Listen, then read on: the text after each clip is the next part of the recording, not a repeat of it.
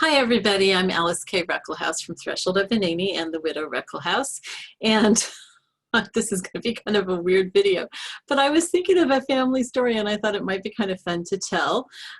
This is a story that I always think of for a very weird reason. I always think of around the holidays. And when you hear the story, you're going to go, what on earth does that have to do with the holidays? So I'll tell you up front.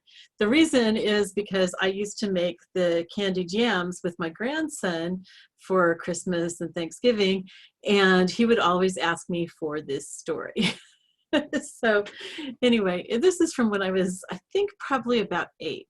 My grandfather passed away when I was 10, and it wasn't too long before that. So I'm thinking 8, possibly 9, but probably 8. Anyway, my grandfather, he was actually my step grandfather. He was my mom's stepfather. Her biological father, her father had died from tuberculosis when she was 4 months old, so she never met him. And my grandmother remarried not too terribly long after that, and married my grandpa, Edgar Black, who was an evangelist, and he preached in the jail and stuff like that. And he liked to go out to the streets and bring in kids, my dad being one of those. And that's how my mom and dad met. Anyway, so a little digression. My grandmother, her her first husband's last name was Cobb, C-O-B-B. And then her second husband his last name was Black, Edgar Black. And his initials were W-E-B. So my grandma went from the Cobb to the Webb, and when he died, she became a Black widow. Okay, so that was that was one of the family stories that went around, but that's not what I was going to tell you about. Anyway, so Grandpa, when I was little, I became really close to him.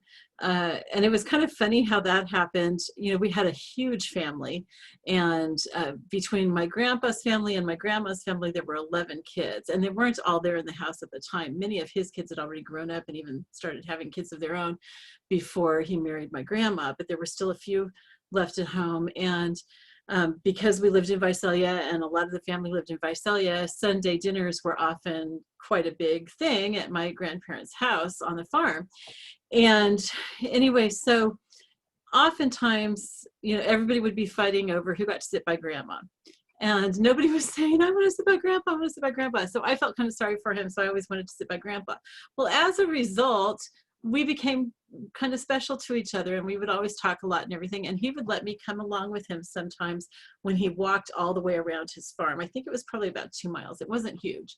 And it may not have been the entire farm that he was walking around. I don't know. But anyway, he would walk around and he would pray. So I had to be quiet, and I was a chatterbox. So that was very hard for me. I had questions about everything, like I still do if you know me. And anyway, but I was quiet while he was talking to God. And then when he finished talking to God, then he would answer all my questions and let me ask all the questions that I wanted to. And he really encouraged that. And I think that that helped to develop my sense of curiosity and inquisitiveness, because he liked that I asked questions. And sometimes he didn't know the answers. And so he said we would find out. And I remember sometimes it would start raining while we were walking, and he would say, don't worry, you're sweet, but you're not sweet enough to melt like sugar. So to this day, I don't usually use an umbrella. I don't feel like I need to. But anyway, he got shingles at one point, and I'm not exactly sure what happened. I guess it got into his eye or something, and he had to have his eye taken out. And so he was given a prosthetic eyeball. And I don't remember like if it moved or anything like that. I don't remember those details. But what I do remember is that my grandma, after washing all the Sunday dishes with whoever was helping, she would go out to the living room where my grandpa was sitting and talking with everybody, and she would take out his eyeball. And she'd take it into the kitchen and she'd wash it in the sink. Now, my memory is that she washed it with the dish water from washing the dishes, but I strongly doubt that. So I think that's, you know, that I messed up on that. But then here's the part that I still can see this. I mean, this is such a clear memory. She would take his eyeball and she would put it on top of a spool of thread in the middle of the kitchen table. And so you know, anytime I was walking by, I thought he could see me from the living room. And not that I was doing anything bad or anything, but it was just kind of a creepy feeling. And so, I don't know, to me, it was like he could see everywhere because of that eyeball. And it was just kind of weird walking by it. But anyway, he was really, really special. And I was very sad when he passed away. So that's my story. Not anything really big, but I keep thinking of this story and I thought I'm going to share that with everybody just for the fun of it.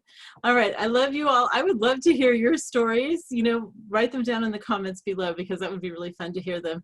And maybe I'll get a hold of you and we can get onto Zoom together and tell your story, your holiday memory or whatever, your family memory. That would be really fun to share those. All right. I love you all. I will talk to you later. Bye-bye.